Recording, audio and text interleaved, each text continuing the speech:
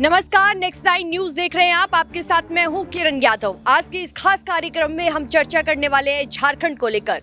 देखिए, झारखंड में अभी राजनीति गरमाई हुई है। आपको हम बताते चले कि झारखंड के मुख्यमंत्री हेमंत सोरेन का नाम अवैध खनन मामले में सामने आया था और उसके बाद से लगातार उनके सामने तमाम चुनौतियां हैं। अब देखना ये होगा कि तमाम परेशानियों का, तमाम चुनौतियों का आखिरकार हेमंत सोरेन किस तरीके से सामना करेंगे। इससे पहले उनके भाई यानी कि बसंत सोरेन की विधायकी भी खतरे में थी, लेकिन उनके भाई बसंत सोरेन की अब जो विधायकी है अभी वो सेफ है, यानी कि खतरे में नहीं है। हम आपको बताते चले कि पहले ईडी की तरफ से जो मुख्यमंत्री हेमंत सोरेन है उनको समन भेजा गया था, लेकिन अपने व्यस्त शेड्यूल के जरिए उन्होंने मना कर दिया कि वो अभी नहीं आ सकते। अब एक बार फिर से यानी कि दूसरी बार ईडी की तरफ से अब हेमंत सोरेन को समन भेजा गया है। इन्हीं तमाम मुद्दों पर आज मैं अपने साथी अबरार के साथ चर्चा करने वाली हूं और उससे मैं जानूंगी कि अभी फिलहाल झारखंड की राजनीति कैसे गरमाई हुई है। तो अबरार, सबसे पहले आपका बहुत बहुत स्वागत है। जिस तरीके से झारखंड की राजनीति गरमाई हुई है, मुख्यमंत्री हेमंत सोरेन को पहले ईडी ने समन भेजा, मना कर दिया गया। उन्होंने कहा कि उन्होंने अपने व्यस्त कार्यक्रम का हवाला दिया और अब दूसरी बार ईडी ने अपना समन भेजा है। तो आपको क्या लगता है कि कैसे हेमंत सोरेन की मुश्किलें बढ़ने वाली है? देखिए, हेमंत सोरेन ने सीधे तौर पर इस समन के बाद ये बात कही है कि दरअसल अगर ईडी के पास कोई सबूत है तो वो उनको गिरफ्तार करे। समन क्या भेजा जा रहा है, क्योंकि वो सीधे तौर पर यही आरोप लगा रहे हैं कि दरअसल राजनीतिक द्वेष के कारण उनको जो है इस तरीके से परेशान किया जा रहा है ताकि सत्ता में वापसी जो है यहाँ पर बीजेपी की देखने को मिले। तो ऐसे में सवाल ये पैदा होता है, क्या हेमंत सोरेन भी ये बात बेहतर तौर पर समझ रहे हैं, जान रहे हैं कि कहीं ना कहीं भारतीय जनता पार्टी के इशारों पर ये तमाम खेल जो है केंद्रीय एजेंसियों का इस्तेमाल कर उनके खिलाफ किया जा रहा है। साथ ही आपको बताऊं कि इस पूरे मुद्दे पर सीधे तौर पर अब जो है हेमंत सोरेन भिड़ने के मूड में नजर आ रहे हैं और जाहिर सी बात है कि ये लड़ाई और भी गंभीर रूप इख्तियार कर सकती है।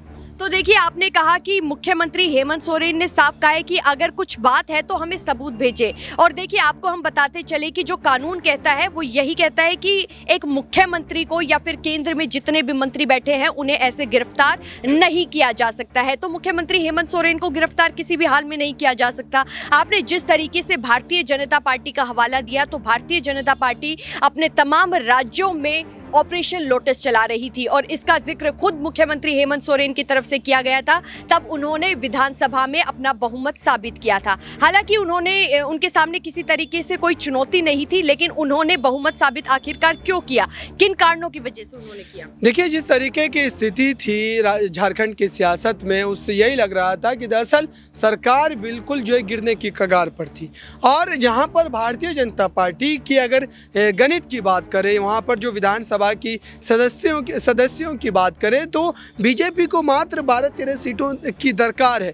और अगर उन तमाम विधायकों को तोड़ करके वो अपनी पार्टी में जोड़ लेते, चाहे वो जेएमएम के हो, चाहे वो कांग्रेस के हो, चाहे वो लेफ्ट की पार्टियों के हो, तो कहीं ना कहीं बीजेपी सत्ता में आसानी से आ सकती है और फिर से एक बार रघुवर दास की जो सरकार है झारखंड में बनती नजर आएगी। यही वजह है कि लगातार कहीं ना कहीं बीजेपी इस पूरे मामले को जो है अपने तौर पर जो है आसान बनाने के जो एक तरीके से प्रयास करती नजर आए। लेकिन उसके बावजूद भी हेमंत सोरेन के साथ उन तमाम विधायकों की आप एक बात कह लें कि एक वफादारी के साथ वो तमाम विधायक खड़े रहे, वरना उस समय ही हेमंत सोरेन की सरकार जो है पूरी तरीके से विधानसभा में अगर अपनी बहुमत को नहीं साबित कर पाते वो, तो सरकार धराशायी हो जाती है। और कहीं ना कहीं हेमंत सोरेन जो आज इतनी बड़ी बड़ी बातें कह पा रहे वो कहने के लायक भी नहीं रहते, क्योंकि भारतीय जनता पार्टी अब तक सरकार में आ चुकी होती। तो देखिए, यहाँ पर अबरार की तरफ से बहुत ही साफ बताया गया कि विधायक यहाँ पर बहुत ज्यादा वफादार थे, इसलिए मुख्यमंत्री हेमंत सोरेन ने अपना यहाँ पर बहुमत साबित किया।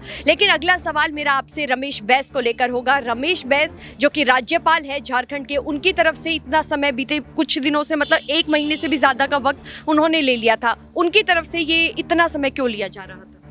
देखिए, रमेश बैस को चुनाव आयोग ने ये निर्देश दिया कि वो उस पूरे मामले पर अपना फैसला सुरक्षित रखें, उस पूरे मामले की देखरेख जांच करके जो है सीएम हेमंत सोरेन की सदस्यता पर फैसला ले, क्योंकि यहाँ पर विधानसभा का सबसे बड़ा सदस्य जो है वो जो है माना जाता है राज्यपाल को। तो ऐसे में आप देखिए कि जिस तरीके से यहाँ पर देखने वाला मामला ये है कि अगर राज्यपाल रमेश बैस को चुनाव आयोग ये निर्देश देता है कि इस पूरे मामले पे वो फैसला है, तो जाहिर सी बात है कि वो मामले की गहराई को जब तक नहीं भापेंगे, जब तक नहीं समझेंगे, जाहिर सी बात है कि वो अपना फैसला नहीं सुनाएंगे। इतना समय मामले को भापने में लग गया और उसके बाद हेमंत सोरेन ने भी खुद राज्यपाल रमेश बैस पर तमाम आरोप लगाए। उन्होंने कहा कि राजभवन के पिछले दरवाजे से जाकर जो राज्यपाल है वो दिल्ली बैठ गए हैं और उनका ये भी कहना था कि अमित शाह पीएम मोदी के कहने पर ही अभी तक राज्यपाल की तरफ से कोई फैसला नहीं सुनाया जा रहा है। तो आपको क्या लगता है कि पीएम मोदी अमित शाह के कहने पर ही ये फैसला नहीं सुनाया जा रहा है? देखिए, तो राजनीतिक आरोप है, इस तरीके के आरोप लगातार अलग अलग राजनीतिक दलों के द्वारा लगाए जाते हैं, लेकिन यहाँ पर समझने वाला मामला यह है कि खुद हेमंत सोरेन चाह कर भी जो है राज्यपाल रमेश बैस पर किसी तरीके की बड़ी टिप्पणी नहीं कर पाएंगे, क्योंकि राज्यपाल के पास यह अधिकार होता है कि वो कितने दिनों तक भी उस पूरे मुद्दे को अपने पास रख सकते हैं, क्योंकि उनके पास समझने के लिए, उस पूरे मामले को परखने के लिए कोई तय सीमा नहीं होती और नहीं उसमें कोर्ट भी हस्तक्षेप कर सकता है। तो इस मुद्दे को लेकर के हेमंत सोरेन की परेशानी यही है कि उनको जो ऑफिस ऑफ प्रॉफिट वाले मामले में कहीं ना कहीं वो ये सोच रहे हैं कि अगर इस मुद्दे से उनको छुटकारा मिलता तो खुले तौर पर राजनीतिक मैदान में वो उतर पाते, अपने बयान को जारी कर पाते, लेकिन अभी वो कहीं ना कहीं समझ करके जो है एक तरीके से कदम को फूंक फूंक करके आगे बढ़ा रहे हैं, क्योंकि जो आरोप उन पर लगे वो कहीं ना कहीं काफ़ी ज़्यादा गंभीर है और यही वजह है कि लगातार उनकी चिंता बनी हुई है कि अगर रमेश बैस का फैसला आता राज्यपाल का तो जाहिर सी बात है कि उनकी विधानसभा की जो सदस्यता है वो रद्द हो जाएगी और उसका सीधे तौर पर मतलब ये होगा कि उनकी मात्र सदस्यता रद्द ही नहीं होगी। जी, इसी का जिक्र मैं करने वाली थी। मुख्यमंत्री पद को लेकर जिस तरीके से आपने जिक्र किया कि मुख्यमंत्री पद जा सकता है, आपको क्या लगता है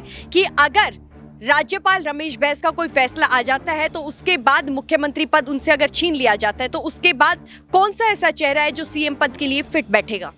देखिए, सीएम चेहरे के लिए परिवार के भीतर कई ऐसे चेहरे मौजूद हैं और जाहिर सी बात है कि कहीं ना कहीं यहाँ पर आप पूरे मामले को समझने की कोशिश करें तो सीता सोरेन से लेकर के कल्पना सोरेन, ऐसे कई चेहरे हैं। खासतौर से यहाँ पर सीता सोरेन जो कि उनकी भाभी है, उनको लेकर के ये बात कही जा रही है कि दरअसल उनकी नियुक्ति हो सकती है, उनको जो है झारखंड की कमान सौंपी जा सकती है। लेकिन मामला समझने वाला ये है, क्या ये इतना आसान होगा हेमंत सोरेन के लिए? और क्या खुद उनके पिता जो कि पार्टी के सुप्रीमो हैं, शिबू सोरेन की बात कर रहा हूं मैं यहाँ पर, क्या वो इस मामले पर अपनी सहमति दे पाएंगे? क्योंकि कहीं ना कहीं पार्टी के भीतर भी कई ऐसे वरिष्ठ विधायक मौजूद है जो अपनी दावेदारी ठोक सकते हैं और साथ ही यहाँ पर जो सहयोगी दल की अगर बात करूं, आखिरी सवाल अगर मैं आपसे लूं कांग्रेस को लेकर, तो देखिए कांग्रेस के 3 विधायक बंगाल में रुपए के साथ पकड़े गए थे और उसके बाद आरोप लगाया गया था कि भारतीय जनता पार्टी ने उन्हें खरीदने की कोशिश की है। इस पर आपकी क्या टिप्पणी? देखिए, भारतीय जनता पार्टी के द्वारा जो और यहाँ पर आरोप लगाए गए या जेएमएम के द्वारा आरोप लगाए गए, उन तमाम आरोपों को सिद्ध करने के लिए अभी भी समय चाहिए, क्योंकि कांग्रेस के उन तमाम विधायकों की गिरफ्तारी के बाद कई तरीके की बातें हुई, लेकिन अब तक वो आरोप जो है सिद्ध नहीं हो पाए। तो जाहिर सी बात है कि अभी भी इस मामले में और बहुत कुछ आना बाकी है। तो देखिए, अब्रार ने बहुत ही विस्तार से जानकारी दी। आने वाले वक्त में देखना बहुत ही ज्यादा दिलचस्प होने वाला है कि आखिरकार राज्यपाल रमेश बैस का फैसला क्या आता है।